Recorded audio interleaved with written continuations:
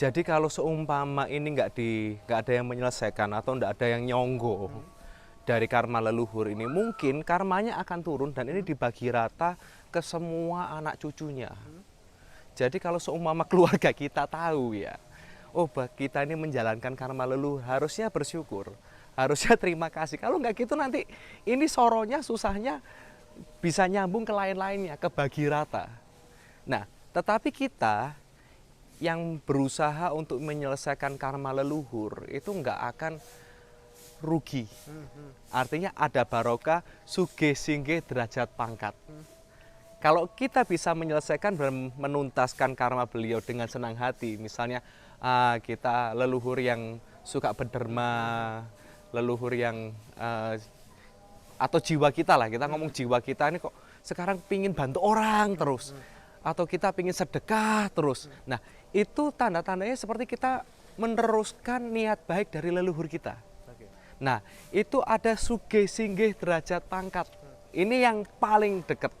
Sugih itu kekayaan atau kesejahteraan. Singgih itu kita dituruti orang, kita diperhatikan orang, dicintai orang. Derajat itu nama baik kita, pangkat itu jabatan kita, entah itu di status sosial atau itu nanti di pekerjaan, di company kita atau di perusahaan kita. Nah, ini kalau kita bisa menuntaskan, ini barokahnya banyak. Dan juga, Mas berarti gak enak dong kalau mengemban karma leluhur, jangan gitu. Artinya leluhur kita ini memang bukan malaikat ya, leluhur kita manusia yang bisa ada salah, ada khilaf, ada namanya luput, punya hawa nafsu juga. Nah, tetapi di satu sisi, kalau kita bisa menuntaskan karma leluhur itu, ini ada karma berulang juga, bukan karma berulang ya. Kalau kita menuntaskan karma leluhur, nanti karma kita kan juga manusia. Ada salahnya, ada nakalnya, ada bajingannya, ada sisi liarnya.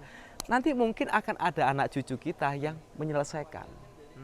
Dan itu memang suatu dharma, itu suatu kebajikan. Karena kalau nanti kita, aku nggak mau nih menyelesaikan karma leluhurku, aku menolak, aku menyalahkan leluhurku. Jangan gitu, nanti kalau karmanya berulang, kita disalahin sama anak cucu kita. Nanti ada anak cucu kita, mereka nggak mau nyelesain karma kita. Nggak mau Lah gimana? Jadi kita harusnya malah bangga dan kita bisa senang hati untuk membantu para leluhur kita. Sehingga sebenarnya di alam dunia, di luar Gusti Allah ya, di luar Tuhan, semua itu simbiosis mutualisme, saling membutuhkan. Kalau kita melakukan ini bukan berarti kita butuh leluhur, enggak, saling membutuhkan. Saling membutuhkan. Kita juga butuh doa restu beliau, butuh cinta beliau, beliau pun juga sama, butuh dharma kita dan butuh cinta kita. Sehingga siapa yang memuliakan leluhur, insya Allah alam semesta akan berusaha untuk memuliakannya. Main-main ke Jambu Luwuk